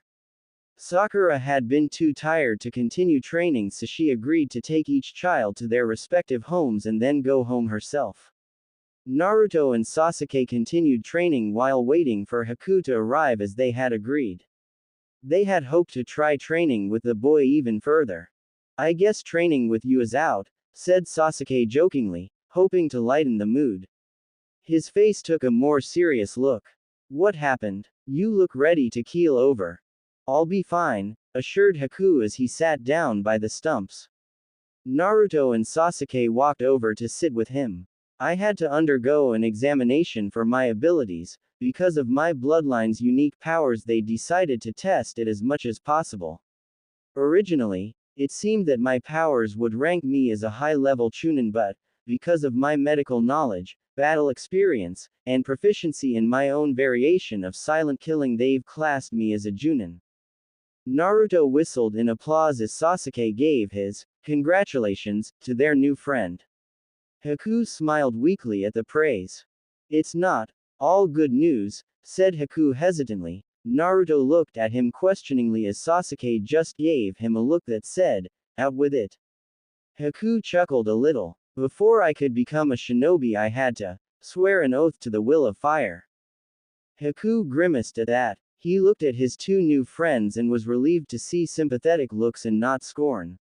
"Is it because you have strong feelings for the will of water?" asked Naruto cautiously, his inexperience with the subject leading him to be nervous about offending Haku. Haku smiled and shook his head slowly. He sighed before beginning. "I don't believe in any of them. The will of fire, earth, water, sky, or, well, anything," admitted Haku finally. "Zabuza-sama was a modernistic follower of the will of water, but he never tried forcing me to follow the religion. Instead, he taught me the history of Kirigakura and how the extremist beliefs of the Nadaime Mizukage led to revolution with the eventual creation of the Sandaime Mizukage's tyrannical regime. I was free to choose what faith to believe in, yet, after the death of my parents, I couldn't believe in anything. I just couldn't after what I went through because it felt so hollow." "What about you two?" "I stopped believing after my entire clan was robbed from me," said Sasuke bluntly, surprising Haku. "What loving God would allow that to happen to me? I understand that it's selfish to think like that, but that's how I feel. I don't think there is anything wrong with it either. Religion itself selfishly holds to a code it claims to be humble. Looking outside the box made me realize that I didn't gain the Sharingan before my clan died, so I never went through the personal Uchiha clan rituals. I studied them a few times out of curiosity, but they all seemed so primitive. I couldn't understand how anyone could believe them and not be a nutcase." "I don't know," admitted Naruto softly. "I'd like to believe in the will of fire's virtues, and I respect the idea of being compassionate and brave, but with how life is in the shinobi world, I just don't know. I want to believe it, but I'm not convinced. I actually did study and practice my clan's personal rituals from my memory and observations of how they were back before they left. I thought that if I did them diligently, then my clan would want me back. That, of course, didn't happen. Right now, I'm just undecided, I guess." Haku nodded sympathetically and smiled. Naruto gave a weak smile in return. Haku and Sasuke had both heard the slip but didn't comment. Sasuke quickly thought of something to change the subject. He didn't wish Naruto to dwell on this topic. Haku, could you tell us the history of Karigakura? I'm curious to learn more about it, asked Sasuke. All the news I recall hearing was about this or that conflict or war going on. It seems like all of Water Country has problems. Haku chuckled at that statement before beginning. It began rather far back. The Nadaime Mizukage was a bloodline purist and gave a lot of privileges to bloodline clans. A person from a prestigious bloodline clan could murder, steal, or torture the civilians without any consequences. Explained Haku, grimacing. It was actually worse for shinobi without bloodlines.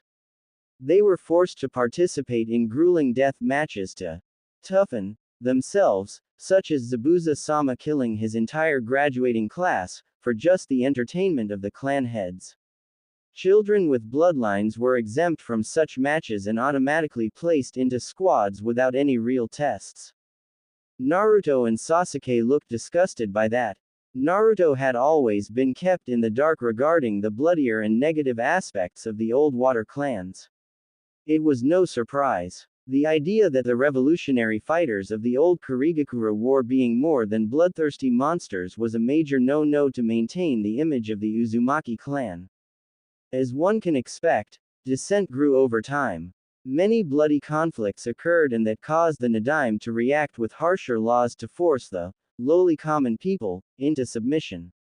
Shinobi and civilians revolted and eventually formed the Revolutionary Army. The Civil War of Fog lasted for 7 bloody years. It was how Zabuza-sama became proficient in silent killing at a very young age. And after that came the bloodline purges? Asked Naruto sullenly. The genocide of Karigakura was very well known to all shinobi villages. Not immediately. In the beginning, there was a call for equal rights and taking over large properties owned by the most prominent clans. However, after the inexplicable deaths of popular revolutionary leaders around the time of the surrenders by the bloodline clans, the only remaining popular figure to rally behind was Yagiri Yagura. He's the Jinchuriki of the three-tailed turtle-like beast and became the Sandaime Mizukage. It was under his rule that the genocide of bloodlines was enacted and tyranny followed. Why? Naruto couldn't help but ask. Sasuke stayed silent. All we ever learn in the academy is that it happened after the revolution. The Uzumaki clan never really spoke on it. I can't even blame them, but I've always wanted to know how or why a Kage could do that to his own people even if they had a civil war.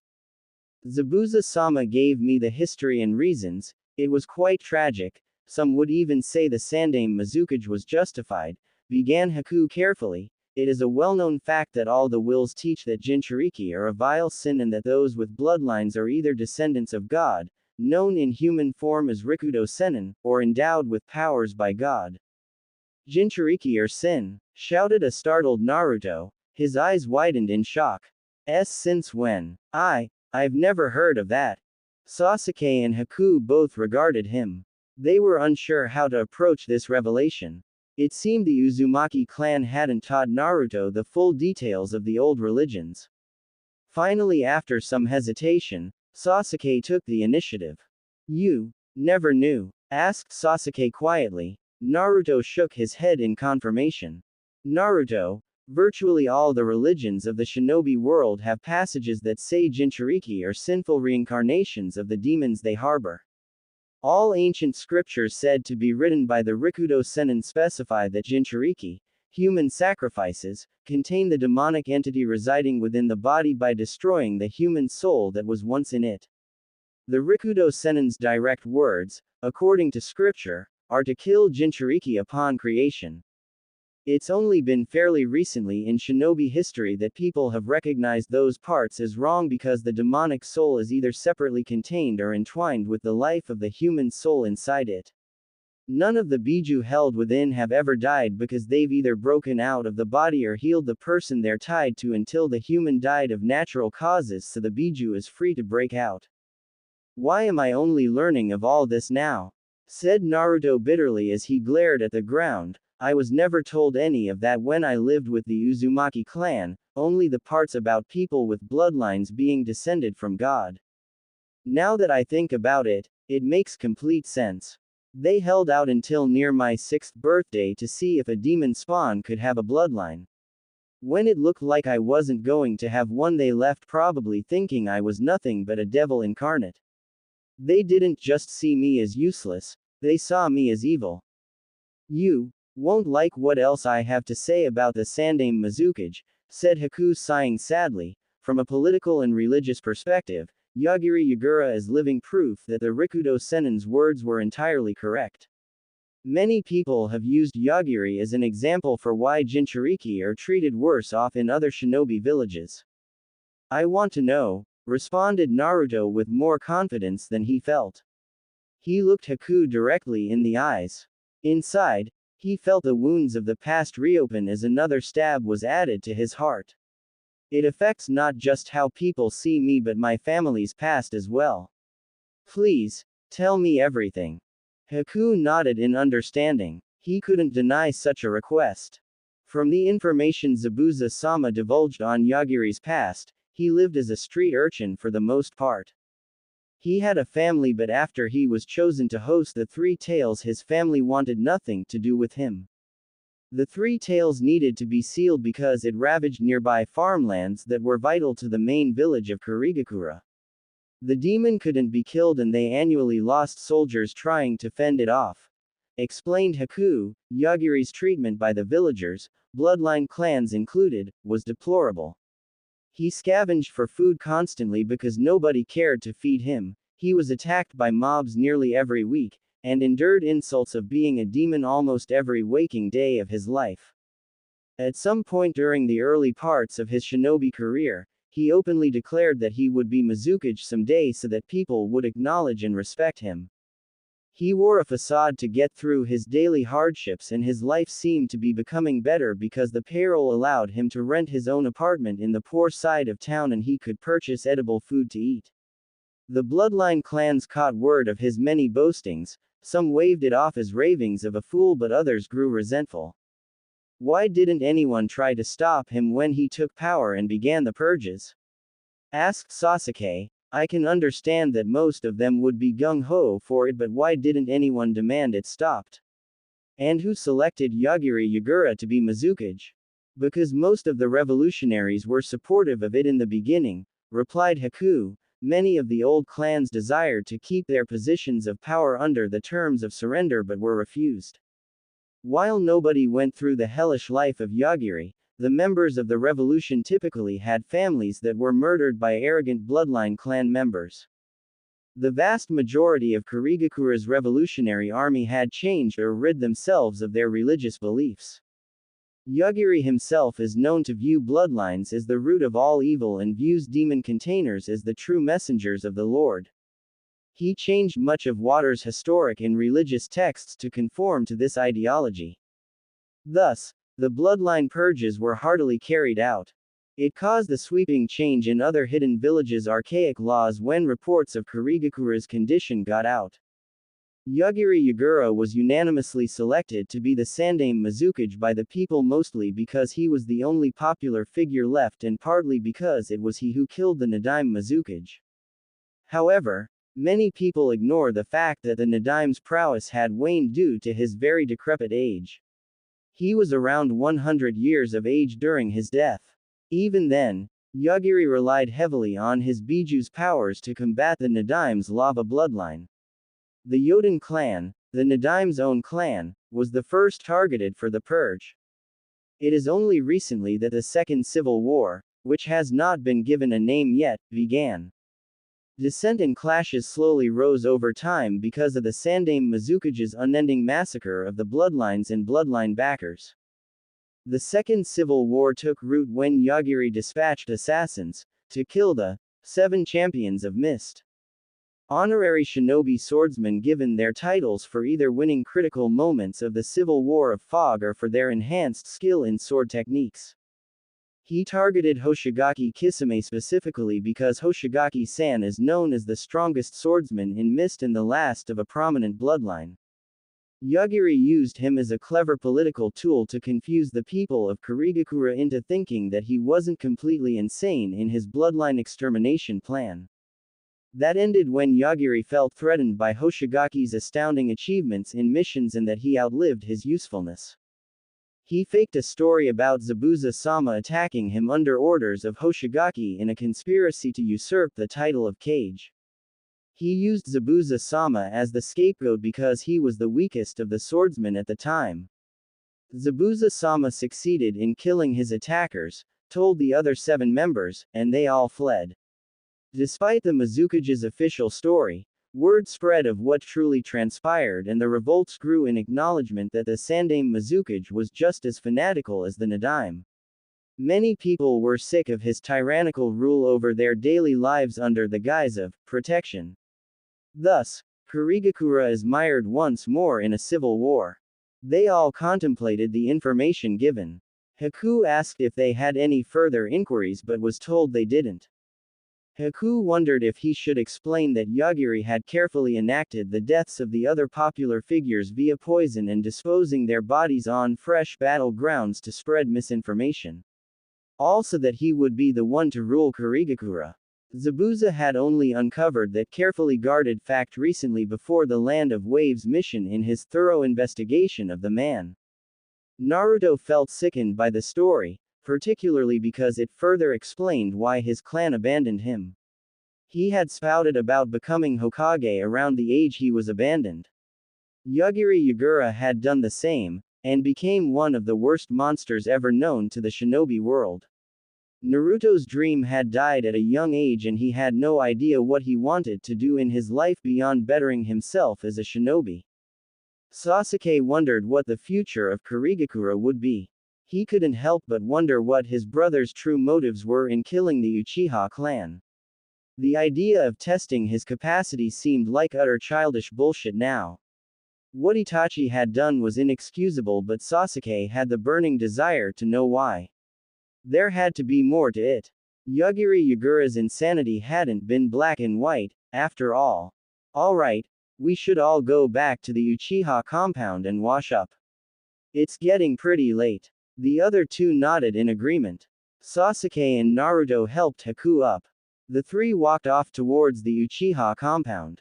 The next day, glad that you all actually waited, said Kakashi happily in surprise. It saves me the trouble of looking for you 3 since I have something important to discuss with you all. We got here less than 3 minutes ago, replied Naruto bored. We were training in the Uchiha compound until Iruka-sensei attacked us in a genjutsu. It was so pathetic that even Konohamaru recognized it. We beat him up pretty thoroughly. You're here to give us the Chunin exam papers, right? Added Sasuke bluntly. Give 'em to us already. We only bothered coming here today because we've been waiting for you to give them to us for so long. Took your time, didn't you? Said Sakura, snorting in annoyance. The other teams already got their papers and signed off. It's a good thing we've been training all this time, or else we would have had to train extra hard to make up the lost time before the exams. The Chunin exams are only 1 week away. Kakashi's sweat dropped as he noticed the disgruntled looks of his students and processed the information given to him. It's like I'm the subordinate and they're the ones in charge, thought Kakashi, annoyed. Honestly, no respect. I'll teach them a lesson. This should be good, a little fun shouldn't hurt. No, I've decided that you 3 are unfit for the Chunin exams, lied Kakashi, folding his arms. You 3 need to show respect to a superior officer and learn proper team building and coordination. You need to learn when to properly get here on time. Snarled Naruto angrily. I don't get angry often, but you're seriously making me lose my patience every damn time. You expect us to wait 3 hours for you to show up? I don't care if you can take on Zabuza, I'm going to fulfill that promise of beating your ass one day. You want us to respect your orders? Then give us the same damn respect by showing up on time. I've told you this before. Yeah, shouted Sakura, adding her 2 cents. Kakashi-sensei, you're ridiculous. You read porn every day in front of your 12-year-old students and expect us to wait for you while you're doing God knows what. It's completely unbecoming. I was willing to give you the benefit of the doubt and respected you a lot after that A-rank mission against Zabuza, but you've slowly lost all of that. Same with me, said Sasuke. I could even understand if you needed to recuperate, but it's been long past that period. You're not really teaching us anything either at this point. We've taught each other everything we know. Sakura and I have already succeeded the water walking exercise thanks to Naruto. What are you even good for? Kakashi facepalmed at all the complaints he had just received. Very accurate ones too. Even a joke sets them off, thought Kakashi. Damn it, I guess I need to learn from them and show that I actually do take them and this job seriously. Kakashi threw up his arms in exasperation. Alright, I get it, said Kakashi tiredly. I promise from tomorrow onward that I'll show up on time. Sasuke did his patented smirk. Sakura jumped for joy, squealing, "Yay!" and Naruto nodded, smiling. The three were willing to believe his words. All three liked the man, they just loathed his incompetent habits. As a token to show I'm serious, and to help you three prepare for the Chunin exams, I'll be teaching each of you a new jutsu. Since you've all excelled at teamwork so much, it'll mean 3 new jutsus for each of you. Kakashi unsealed the 3 papers in the sealing scroll on his belt. He handed them the papers, which they immediately signed off on and handed back. Once they were safely back into the scroll on his belt, he began teaching them 3 new jutsu. Their preparations for the Chunin exam commenced. Why were those people just standing around trying to get through the wrong door?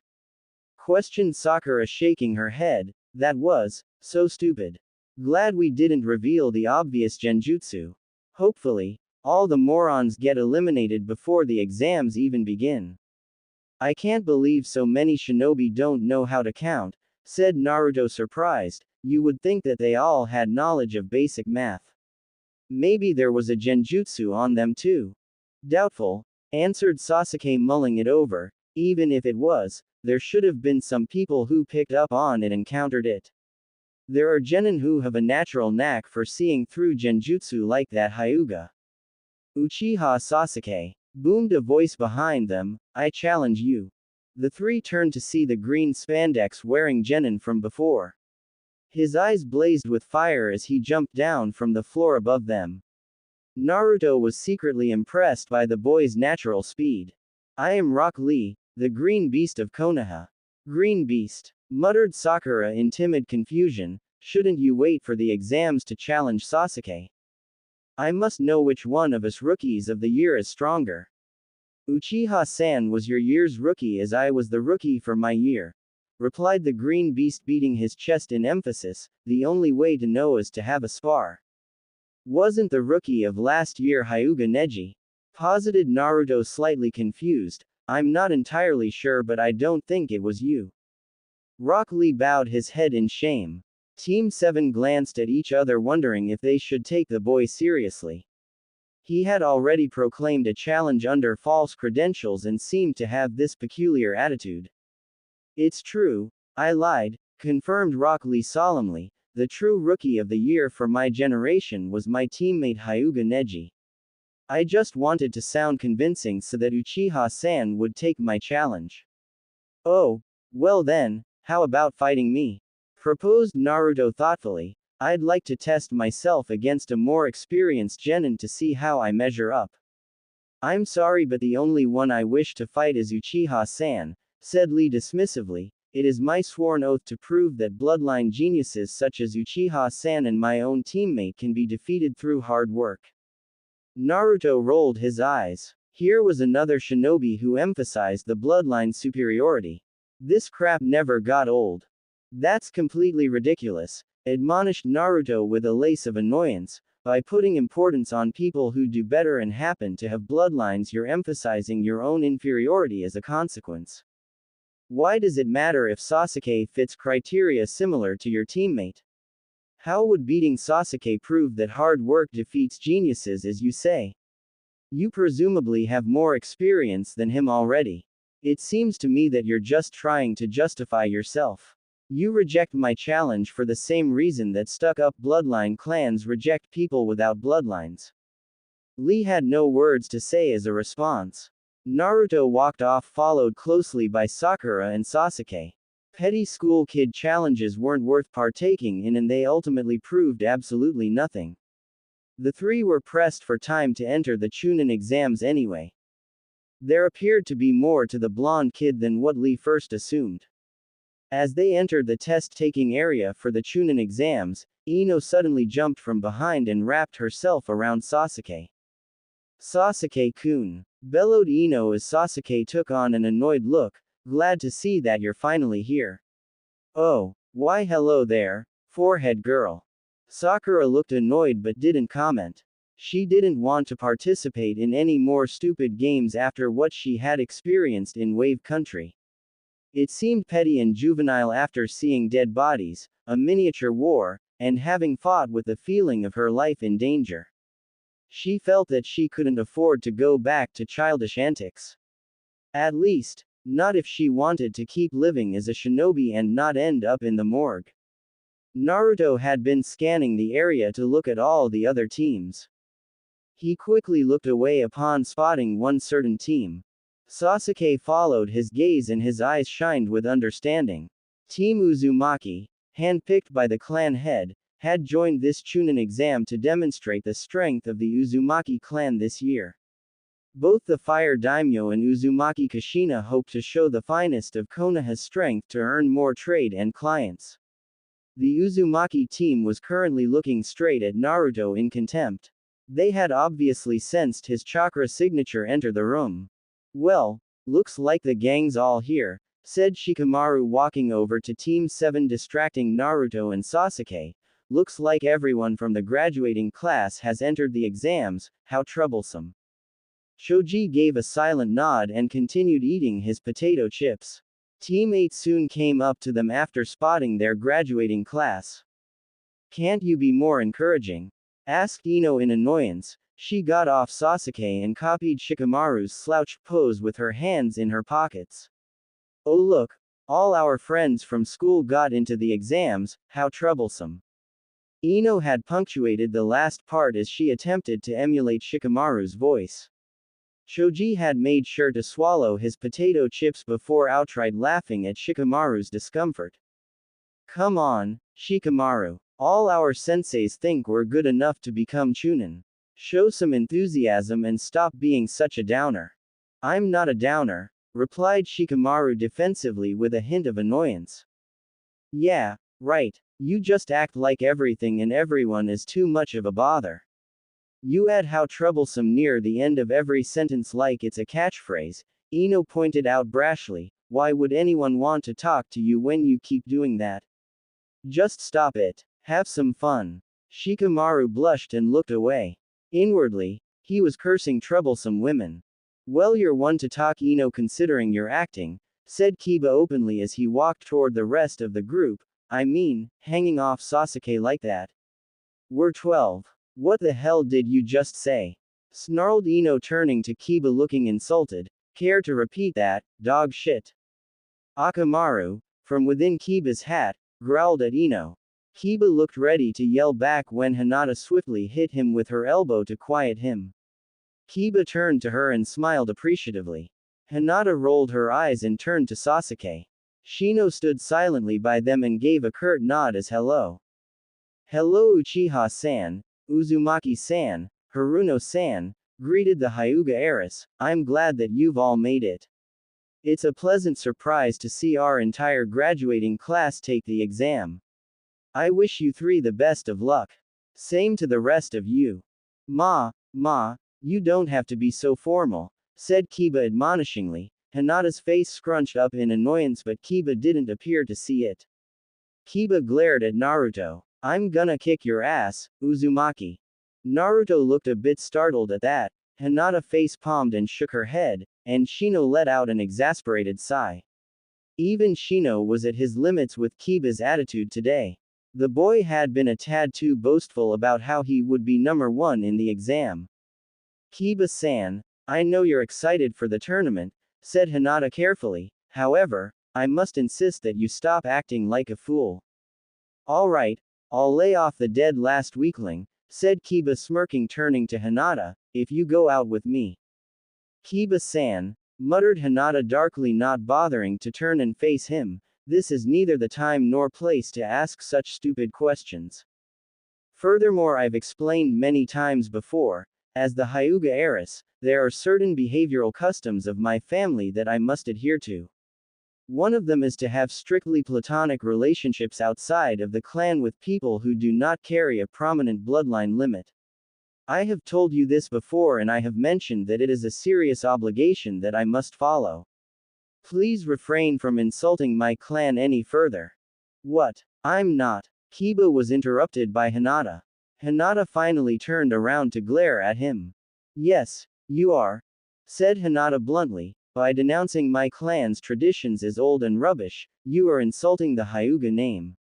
Stop it. My family will ask that I be removed from Kurenai-sensei's team and may seek damages for your slander. Pursuing a personal relationship with me is foolhardy. You do not carry a strong bloodline, and I don't see you as anything more than a friend. Kiba looked a bit hurt by that statement but seemed to let it slide. Neither noticed Naruto's fists balled in rage. Naruto calmed himself down to make sure that he didn't act out his anger.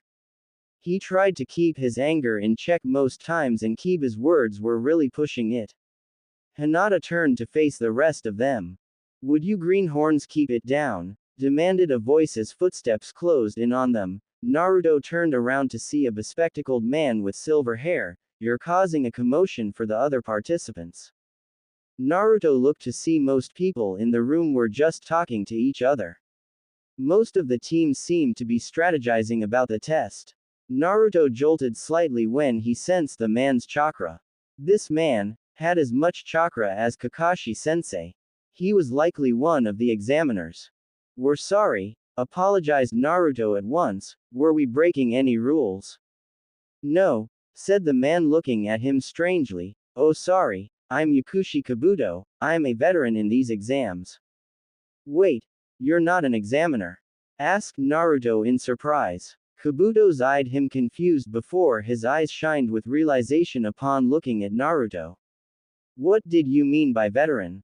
It means that he's kept losing every time he took this exam, said Kiba bluntly as he snorted in mirth, just like you will, dead last. Shino shook his head slightly while Hinata scowled at Kiba. The Inazaka's actions today were deplorable. They were making the team and Kurenai-sensei look bad. I beg to differ, Kiba, said Sasuke turning to face Kiba. He was thoroughly annoyed with the Inazaka's attitude already. If any of our teams are most likely to win, then it's definitely ours. Ah, have confidence in yourself, Uchiha-san. Posed Kabuto, genuinely smiling. Sasuke turned to look at Kabuto. It is no surprise. You are from a powerful and respected bloodline. I've heard rumors in our village that you've already awakened your Sharingan. I must say, that is quite extraordinary at such a young age. Sasuke eyed him suspiciously. There was something about that comment. It's like this guy is purposely trying to remind me that Itachi is better, thought Sasuke, and he's full of flattery.